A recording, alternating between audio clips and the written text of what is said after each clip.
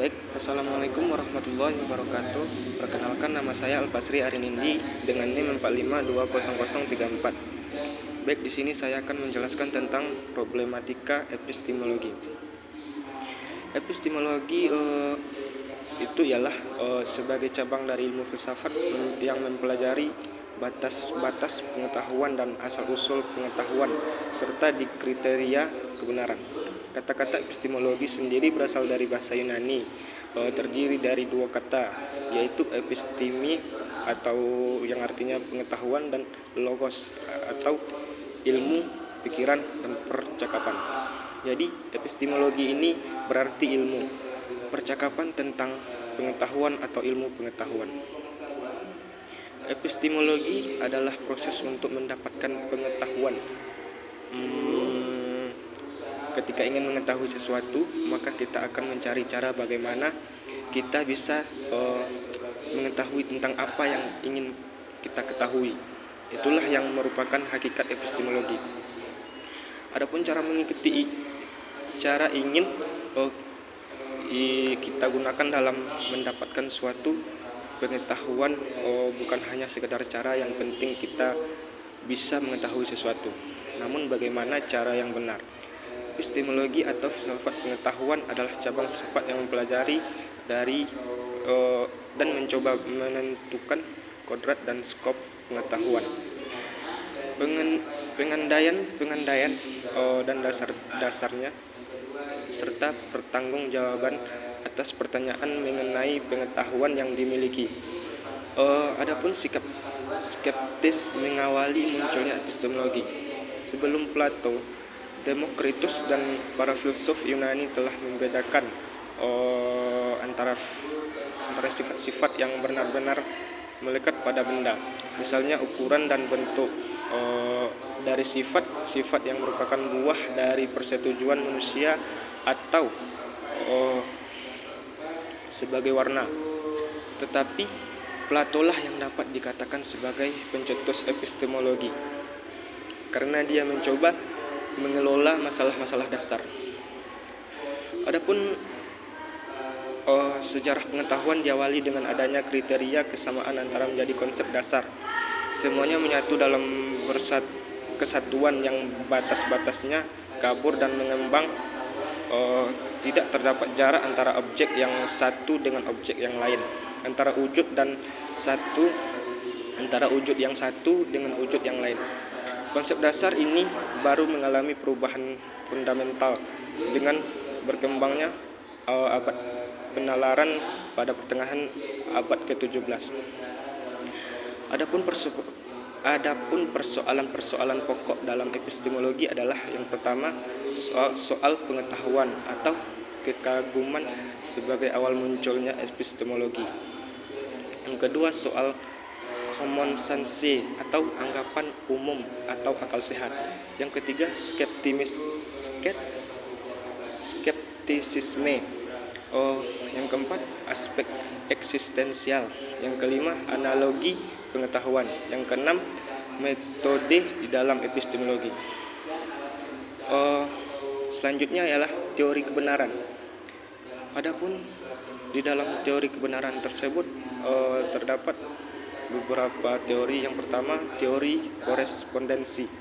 Teori kebenaran korespondensi ini adalah sebuah teori yang berpandangan bahwa pernyataan-pernyataan adalah benar jika berkorespondensi terhadap fakta atau pernyataan yang ada di alam atau objek yang dituju pernyataan tersebut.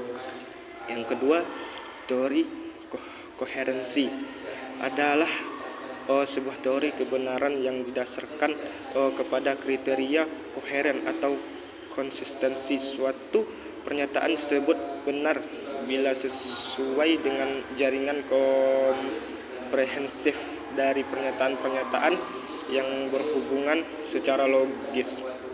Menurut teori ini, kebenaran tidak dibentuk atas hubungan antara putusan dengan sesuatu yang lain. Yang ketiga, teori pragmatisme. Teori pragmatisme adalah sebuah teori yang pandangan bahwa arti dari ide dibatasi oleh referensi pada konsekuensi ilmiah, personal atau sosial. Benar tidaknya suatu dalil atau teori tergantung kepada berfaedah tidaknya dalil atau teori tersebut bagi manusia untuk kehidupannya. Yang keempat adalah teori performatif. Menurut tokoh filsafat secara faktual, seperti yang dapat diterapkan dalam teori korespondensi, hanya bisa diterapkan pada ujaran konstatif. Ucapan konstatif adalah ucapan yang mengandung sesuatu konstatif dalam ujaran itu sehingga ia memiliki konsekuensi untuk dibuktikan kebenarannya. Yang kelima, teori huduri. Ilmu huduri atau bisa disebut juga ilmu iluminasi. Ini merupakan pengetahuan dengan kehadiran karena ia dihadiri oleh keadaan neutik dan memiliki objek imanen yang menjadikannya pengetahuan subjek. Yang ke-6 ialah tentang hakikat pengetahuan. Pengetahuan adalah keseluruhan ilmu pengetahuan yang belum tersusun, baik mengenai metafisik maupun fisik. Dapat juga dikatakan pengetahuan adalah informasi yang ada dan berupa common sense tanpa memiliki metode dan mekanisme tertentu. Hakikat pengetahuan menurut aliran yang berkembang yaitu yang pertama realisme. Realisme mempunyai pandangan realistis terhadap alam. Pengetahuan menurut realisme, pengetahuan adalah gambaran atau kopi yang sebenarnya dari apa yang ada pada alam nyata atau dari fakta atau hakikat. Yang kedua, idealisme. Para penganut aliran idealisme berpandangan bahwa pengetahuan adalah proses-proses mental dan psikologis yang bersifat subjektif. Yang ketiga, empirisme. Empirisme ini adalah suatu aliran yang dalam filsafat yang menyatakan bahwa semua pengetahuan berasal dari pengalaman indera manusia. Dalam empirisme, kebenaran hanya dapat diperoleh melalui pengalaman atau pola pikir empirisme mengandalkan bukti empiris. Empirisme termasuk salah satu jenis aliran ontologi. Yang keempat, positivisme. Kalau idealisme dapat dianggap sebagai kelanjutan dari rasionalisme, maka hal positivisme merupakan sesuatu perpanjangan dari empirisme. Para penganut aliran ini menolak kenyataan di luar pengalaman. Yang kelima, pragmatisme adalah aliran filsafat yang mengajarkan bahwa kebenaran dari segala sesuatu berdasarkan kepada manfaat yang diberikan. Sesuatu hal ini dinilai dari kebergunaannya bagi tindakan manusia untuk kehidupannya. Pernyataan dapat berbentuk ucapan, dalil ataupun teori. Selanjutnya, saya akan menjelaskan tentang Tuhan manusia dan eskatologi. Pada kelompok 10 ini terdapat judul Tuhan manusia dan eskatologi. Pengertian Tuhan adalah kata Tuhan merujuk kepada suatu zat abadi dan supranatural. Biasanya dikatakan mengawasi dan memerintah manusia dan alam semesta atau jagat raya. Dalam KBBI, kata Tuhan mempunyai arti zat yang menciptakan makhluk dan seluruh alam semesta.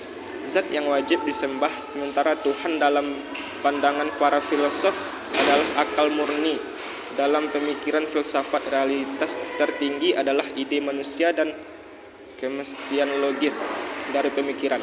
Oleh karena itu, para filosof menyebutkan realitas tertinggi adalah Tuhan sebagai akal murni. Yang kedua, penamaan Tuhan di dalam Al-Quran. Yang pertama, Rob. Rob adalah Tuhan yang arti Rob itu adalah Tuhan Sang Maha Pencipta yang menciptakan keseluruhan alam ini. Tidak hanya sekedar menciptakan, tetapi juga dimaksudkan sebagai Sang Maha Pemelihara dan juga setiap kejadian tidak lepas dari kekuasaannya sebagai Sang Maha Pengatur. Yang kedua, Malik. Dalam Al-Quran, kata Malik dipakai untuk menunjukkan bahwa Tuhan yang berkuasa mempunyai ataupun memiliki merajai sesuatu. Al-Quran surah Al-Fatihah ayat 1 Al-Fatihah ayat 4 yang menguasai hari pembalasan. Sedangkan di dalam surah An-Nas surah ke-114 ayat 2 atau yang berarti raja manusia. Yang ketiga, ilah. Secara etimologis, ilah ini mempunyai arti sebagai yang disembah dan sebenarnya atau tidak sebenarnya. Apa saja yang disembah manusia, dia itu ilah namanya. Ini yang membedakan seseorang apakah muslim atau bukan. Seseorang bisa memiliki sesembahan berhala ataupun kaum paganisme atau api ataupun matahari dan banyak lagi. Bagian B ialah Tuhan sebagai zat personal dan impersonal. Pertama, Tuhan sebagai zat personal.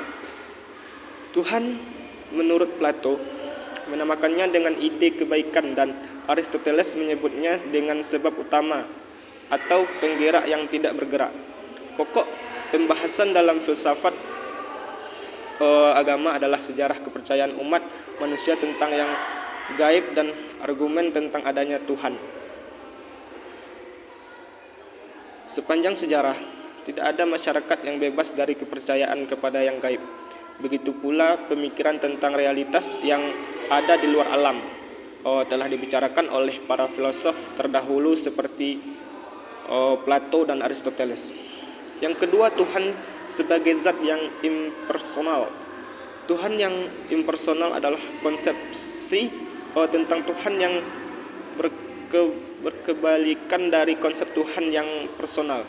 Tuhan yang impersonal adalah menolak konsep Tuhan yang bersifat pribadi atau antropomorfis. Tuhan yang impersonal banyak dipahami oleh kaum Gnostik atau teosofi. Menurut Alfred, konsep Tuhan yang impersonal terdapat dalam pandangan ketuhanan agama-agama Asia Timur. Kedua, penyebab manusia dalam Al-Quran. Yang pertama, al-bashar. Kata bashar secara etimologis berasal dari kata ba'a, shin dan ra, yang berarti sesuatu yang tampak baik dan indah, bergembira, menggembirakan, memperhatikan atau mengurus sesuatu. Yang kedua, an-nas.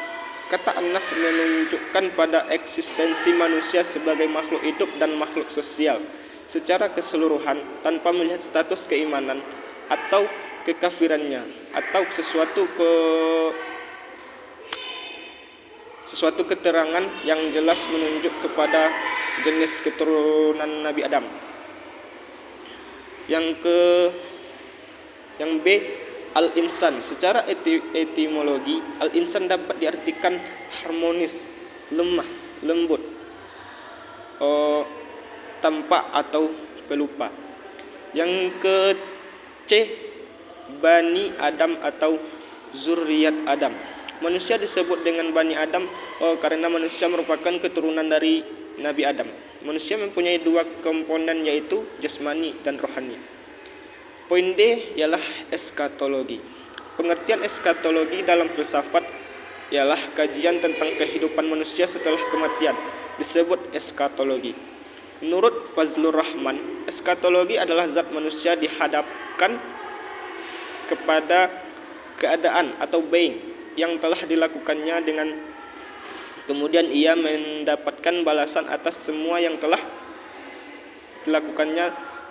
Lebih luasnya, eskatologi adalah sebuah ilmu yang mengkaji tentang kebangkitan atau dalam istilah Islam dikenal dengan ma'ad. Yang kedua, hidup sesudah mati. Keadaan sesudah mati adalah misteri di atas misteri, karena kematian adalah fakta yang setiap manusia akan mengalaminya dan tidak dapat mengetahui, atau bagi subjek yang berusaha memisahkan diri dari objek sehingga belum pernah mengalaminya, apa yang terjadi setelahnya. Misteri mati ini pula lah yang menyibukkan para pemikir mengungkapkan beberapa teori tentang kematian dan implikasinya. Mungkin sekian yang dapat saya sampaikan. Assalamualaikum warahmatullahi wabarakatuh.